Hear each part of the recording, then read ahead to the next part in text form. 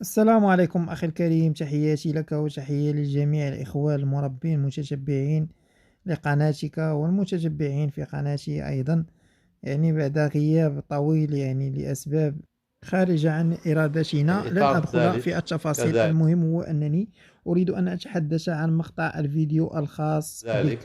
عسل نحن من فوق نشاهد وحضر في المغلق هذه اللقطات الخلية قبل عملية الفرز. انظروا إلى كمية الحضنة المغلقة في الخلية. الإطار وأكيد الرابع عند أي خلية، عندما نجد هذه الحضانة يجب أن يكون فيها عدد كذلك من العسل كمية من البيض وحضنة وبيض في الوسط. وكمية من الحضانة المفتوحة.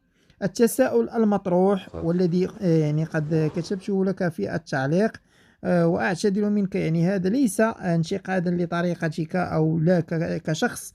أنا أحبك في الله كأخ. لا، أنا لست ضدك. أنا فقط نناقش موضوع يتعلق بالنحل. أنا أسأل عن الحضانة المفتوحة والبيض الذي كان في الخلية، وهي بهذا الشكل. ما شاء الله، 3 إطارات من الحضانة تقريبا، إطار كامل من الجهتين، كله حضانة.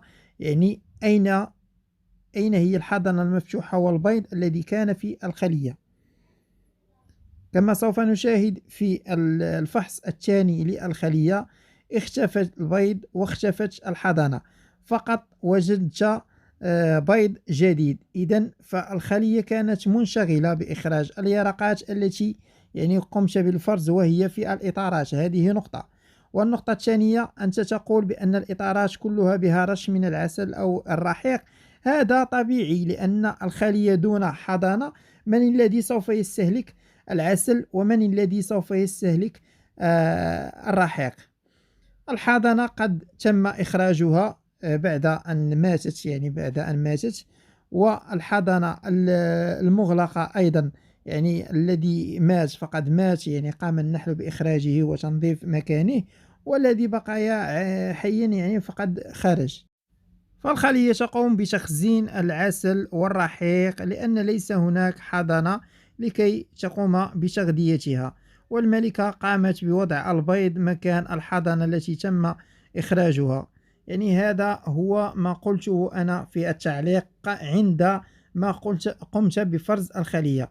وللعلم فأنا أربي النحل أيضا على الطريقة الطبيعية، لكن ليس على نظام أبو سلمان، دون هذه الشروط ودون كل هذه الأمور. أنا أربي النحل في خلايا المعتادة، دون تغذية، دون علاج، دون أي تدخل، دون أي إضافات.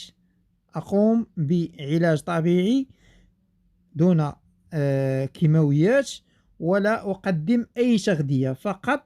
ولكن لا أقوم بالفرز بهذه الطريقة بتاتا.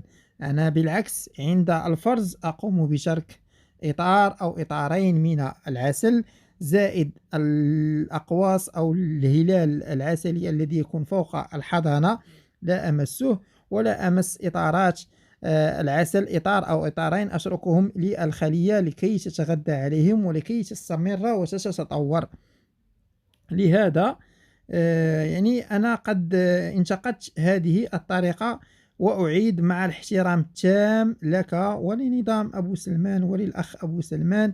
الخلاف لا يفسد للود قضية، بالعكس، الخلاف يزيد المعرفة ويزيد التعمق في حياة النحل وفي تصرفاته.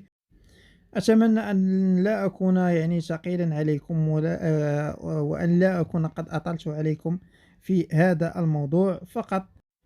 فقط أحببت الرد على الأخ الكريم، أشارك معكم هذه المعلومات البسيطة على قدر فهمي ومعرفتي للنحل وتعاملي معه. هذا، والسلام عليكم.